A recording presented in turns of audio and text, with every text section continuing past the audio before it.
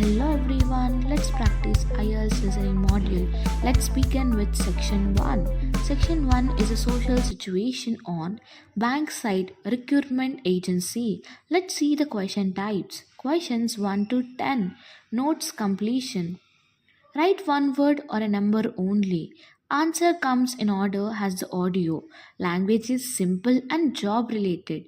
You have to listen for personal details like name, best time to call, and job requirements and skills, contract duration and hourly pay, interview requirements, benefits of using a recruitment agency. Now try to write the answers for section 1 by listening to the audio. At the end of the section 1, I will display the answers for checking. Hello, William. This is Amber.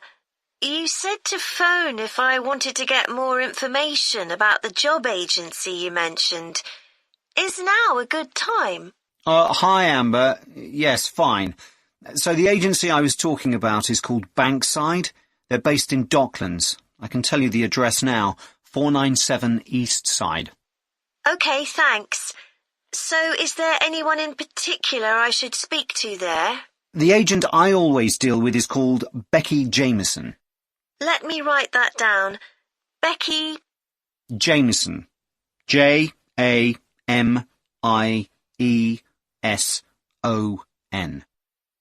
Do you have her direct line? Yes, it's in my contacts somewhere. Right, here we are. 07866 510 333. I wouldn't call her until the afternoon if I were you. She's always really busy in the morning trying to fill last-minute vacancies. She's really helpful and friendly, so I'm sure it would be worth getting in touch with her for an informal chat. It's mainly clerical and admin jobs they deal with, isn't it? That's right.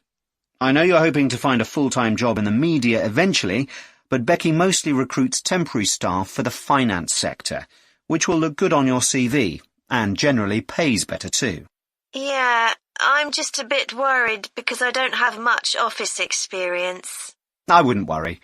They'll probably start you as a receptionist or something like that. So what's important for that kind of job isn't so much having business skills or knowing lots of different computer systems, it's communication that really matters, so you'd be fine there. And you'll pick up office skills really quickly on the job. It's not that complicated. OK, good. So how long do people generally need temporary staff for? It would be great if I could get something lasting at least a month. That shouldn't be too difficult. But you're more likely to be offered something for a week at first, which might get extended. It's unusual to be sent somewhere for just a day or two. Right. I've heard the pay isn't too bad. Better than working in a shop or a restaurant. Oh, yes, definitely. The hourly rate is about £10, $11 if you're lucky. That's pretty good. I was only expecting to get £8 or £9 an hour. Do you want me to tell you anything about the registration process? Yes, please. I know you have to have an interview. The interview usually takes about an hour, and you should arrange that about a week in advance. I suppose I should dress smartly if it's for office work. I can probably borrow a suit from Mum. Good idea. It's better to look too smart than too casual. Will I need to bring copies of my exam certificates or anything like that? No, they don't need to see those, I don't think. What about my passport? Oh, yes, they will ask to see that. OK. I wouldn't get stressed about the interview, though. It's just a chance for them to build a relationship with you, so they can try and match you to a job which you'll like. So there are questions about personality that they always ask candidates, fairly basic ones, and they probably won't ask anything too difficult, like what your plans are for the future. Hope not. Anyway, there are lots of benefits to using an agency. For example, the interview will be useful because they'll give you feedback on your performance so you can improve next time. And they'll have access to jobs which aren't advertised. Exactly. Most temporary jobs aren't advertised. And I expect finding a temporary job this way takes a lot less time. It's much easier than ringing up individual companies. Yes, indeed. Well, I think I've covered everything.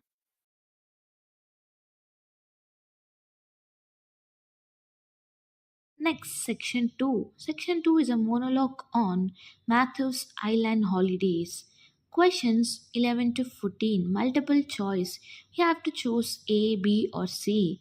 Focus on company comparison, meeting location, number of meals included, extra charges. And next questions 15 to 20. Table completion. Write one word or a number only. Usually includes accommodation details, facilities, timings, or transport. Go ahead and answer these sections. I will display the correct responses once you are done. Good morning. My name's Erica Matthews, and I'm the owner of Matthews Island Holidays, a company set up by my parents. Thank you for coming to this presentation, in which I hope to interest you in what we have to offer. We're a small family-run company, and we believe in the importance of the personal touch. So we don't aim to compete with other companies on the number of customers. What we do is build on our many years' experience, more than almost any other rail holiday company, to ensure we provide perfect holidays in a small number of destinations, which we've got to know extremely well. I'll start with our 6-day Isle of Man holiday. This is a fascinating island in the Irish Sea, with Wales to the south, England to the east, Scotland to the north, and Northern Ireland to the west.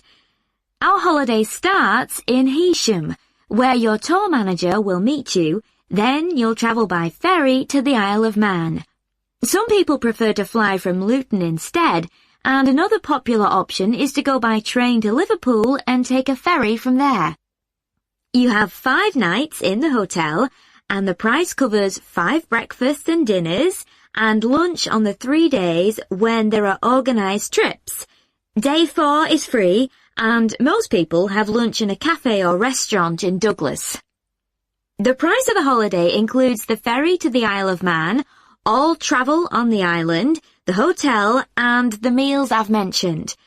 Incidentally, we try to make booking our holidays as simple and fair as possible, so unlike with many companies, the price is the same whether you book 6 months in advance or at the last minute, and there's no supplement for single rooms in hotels.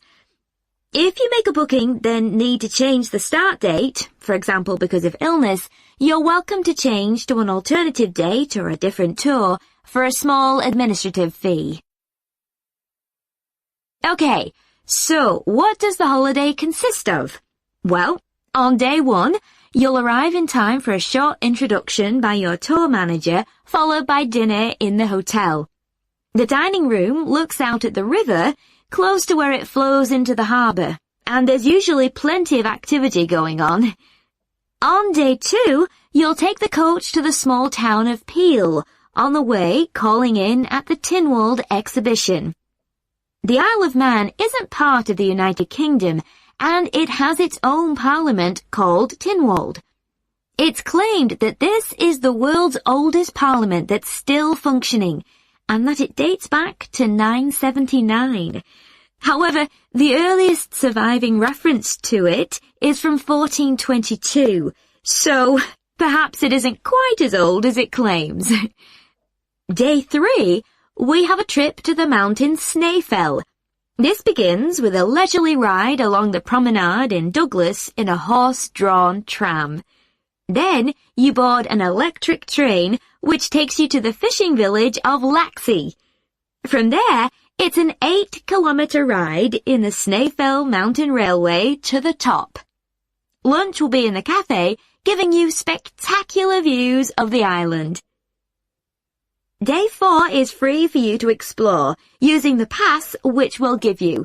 So you won't have to pay for travel on local transport or for entrance to the island's heritage sites.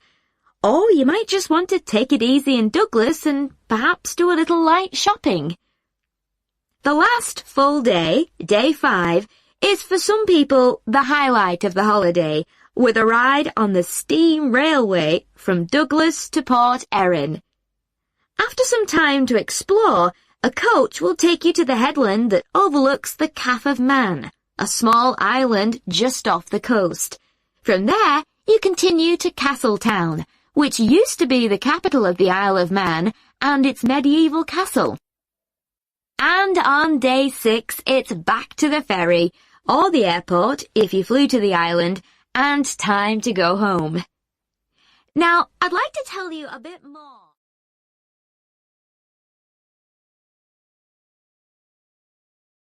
Next, Section 3. Section 3 is an academic discussion on birth order and personality.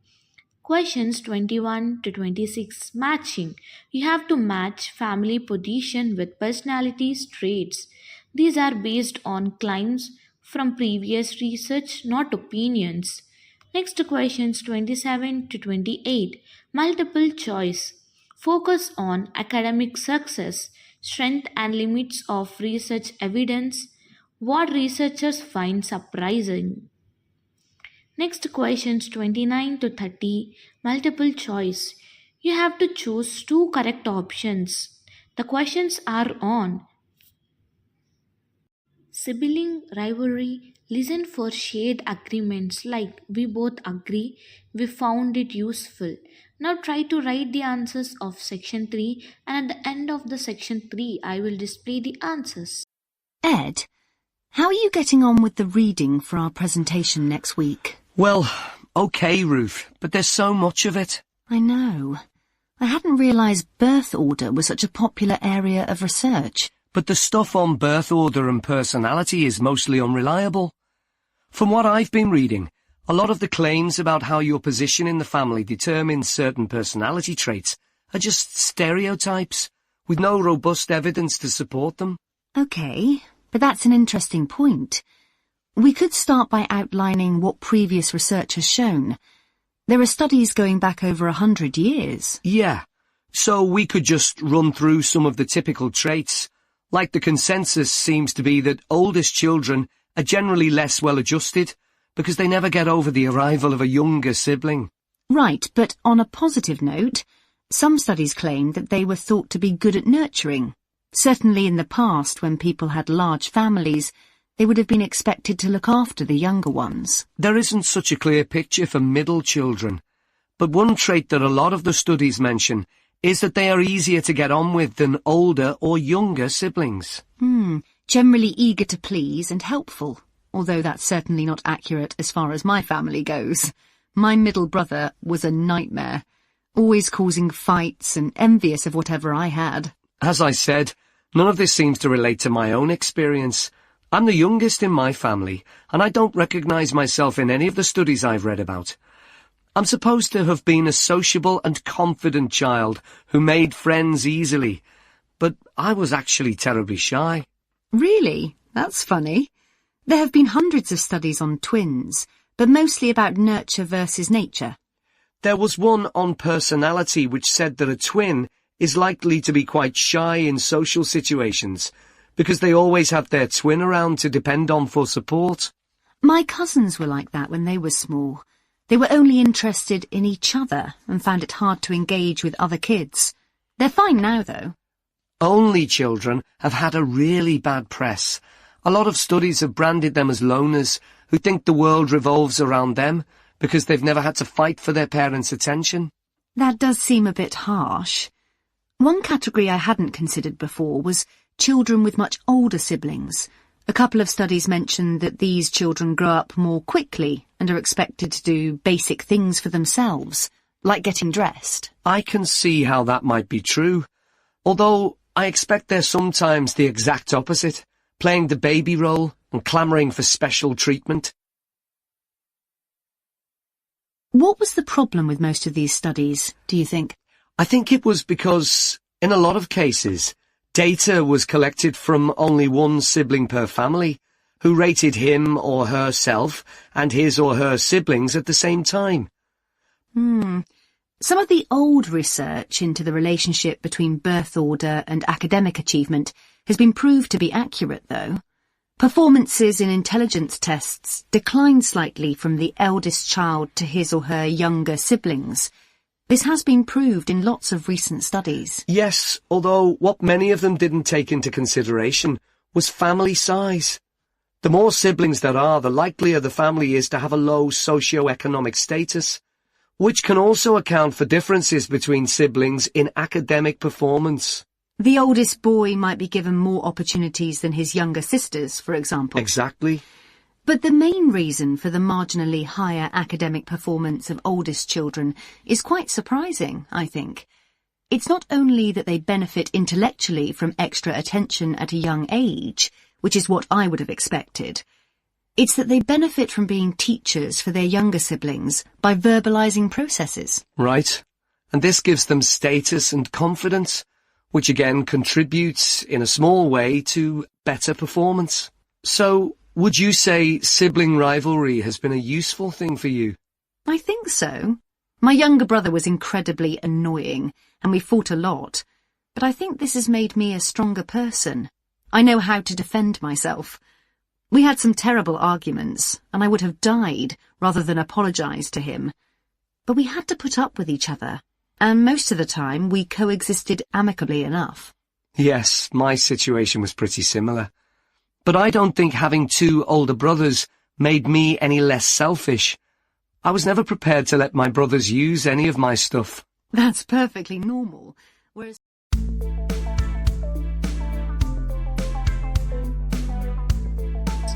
Next, Section 4. Section 4 is an academic lecture on the eucalyptus tree in Australia. Question types. Questions 31 to 40. Notes completion. Write one word only. Vocabulary is scientific and environmental.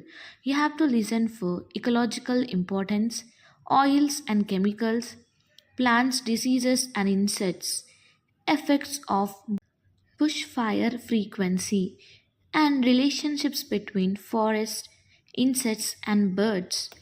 Go ahead and answer this section. I will display the answer responses once you are done. In addition, there is often a lack of awareness and discipline among both cyclists and drivers. Some cyclists ignore traffic signals or ride unpredictably, while many drivers do not respect cyclists' right to use the road. Poor road infrastructure, such as the absence of cycle lanes and unclear road markings, further intensifies these problems. Several measures can be taken to reduce these difficulties. The most effective solution is the development of dedicated cycling lanes, separated from motor traffic.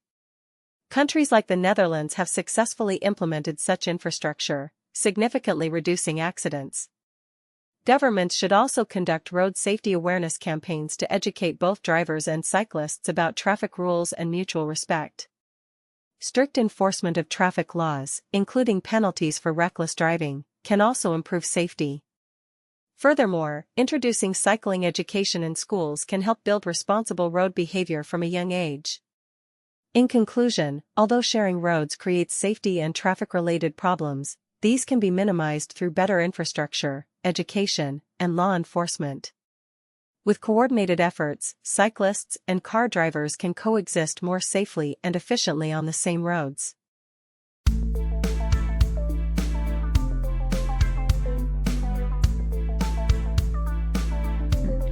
Thanks for watching and follow us for more videos.